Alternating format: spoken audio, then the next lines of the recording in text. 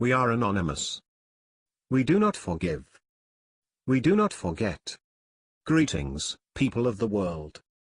Bob Kraft, a billionaire buying his way out of sex offense charge. Human trafficking is unlawful, no matter what angle you may want to look at it. It gets even worse when these trafficked human beings are employed in what are seemingly brothels where they are coerced to work in prostitution rings. Recently, an announcement by the police department in Jupiter that they were charging Bob Kraft with soliciting sex sent shocking waves across the nation. This news triggered a debate on how this whole case should be handled and whether justice would ever be served. An anonymous tip-off. In late October 2018, the Jupiter Police Department in Miami was given a tip-off on a possible prostitution ring existing in one of the metropolitan areas. According to reports, the tip-off stated clearly that Asian Day Massage Spa and other spas in the area were only receiving male clients. This raised suspicion on possible sex soliciting activities going on in these massage spas. An investigation was launched with surveillance cameras being placed outside Asian Day Massage Spa. Officers also ransacked the garbage cans that were used by the spa. The investigation found compelling evidence that indeed, prostitution activities might be taking place in the said spa. A check on the trash cans also revealed wet napkins that contained what was tested to be semen. What followed was a court order that allowed the detectives to install hidden cameras inside the spa. With these cameras in place, the whole drama became all the more heightened when it was confirmed that one of the regular clients there was Bob Kraft. Mr. Kraft is the billionaire owner of NFL franchise, Patriots, who won the Super Bowl earlier this year. Video footage of Mr. Kraft. In one of the footages that were obtained from the spa, Mr. Kraft is seen receiving what is seemingly a manual sexual stimulation by hand from one of the attendants at the spa. In another footage also captured in January, a Chinese female masseuse is giving Mr. Kraft oral sex. After this session is ended, Mr. Kraft later heads to the airport to board a plane to Kansas City to watch the Patriots beat the Chiefs. The announcement of these findings was however not made public until February, with the police department and district attorney saying they needed time to collect evidence. This case is reported to involve up to about 300 men who visited the spa since last year October when the investigation was launched. It is estimated that the spa averaged 20 male visitors a day, with most of them being repeat customers. Upon this announcement, that's when one of the most protracted legal battles this year began.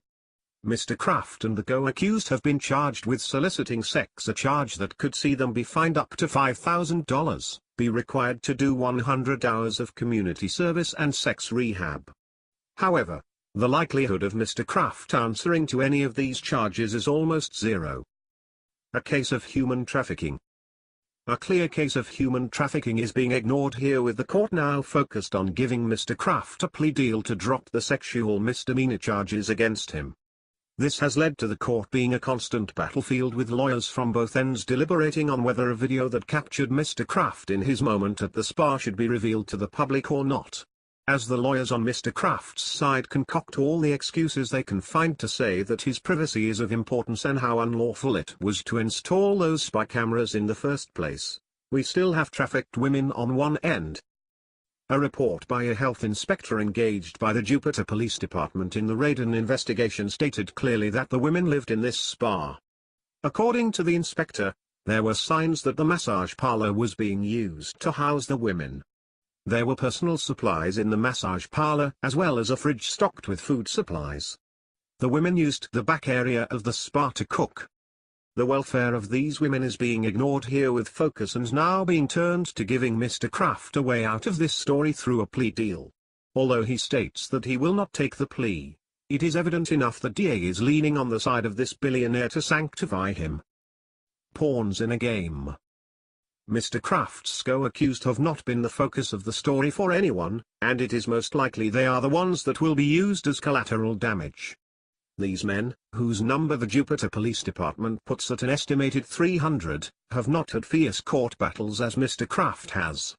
Additionally, nothing has come to the fore as to whether they will get a plea deal as well that will get them through on this case. From the look of things, it is most likely that should the video footage in the court's hand be released, It is these men that will be shamed the most by the video. Mr. Kraft's public image is going to be protected at all costs. Already, the NFL is showing hesitance in condemning Mr. Kraft's action and subjecting him to the necessary disciplinary procedure. Should he walk free, all these will be because of his money and his stature as the owner of one of the most successful and valuable NFL franchises. Does just exist? Mr. Kraft is clearly not going to be charged with any wrongdoing in this case and is going to walk scot-free. This is a massive blow to the justice system that has repeatedly been put on the spotlight for its leniency in bringing people to book for their wrongdoings. This is especially true for high-profile figures like Mr. Kraft. His influence and money are clearly being put into work here to buy his freedom from a case where 300 other men are going to be shamed and charged for. The judicial system is failing the citizens in its colluding with Mr. Kraft and giving him a plea deal. Like all others, he should be charged and prosecuted as is required of the law. No justice for the average citizen.